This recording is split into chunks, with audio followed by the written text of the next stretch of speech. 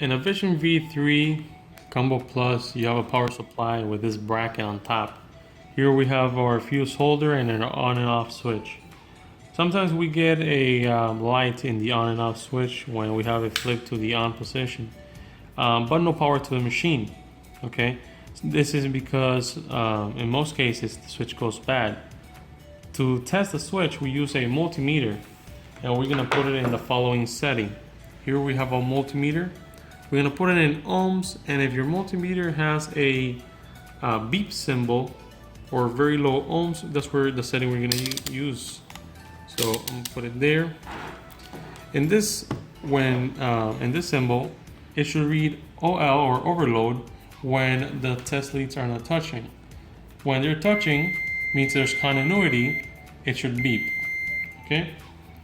So meaning that when it's powered off, we're gonna, again, this is the orientation to have it. I'm gonna flip it around. Okay? These two tabs should have continuity, and these two tabs should have continuity when it's in powered on. When it's powered off, it should not.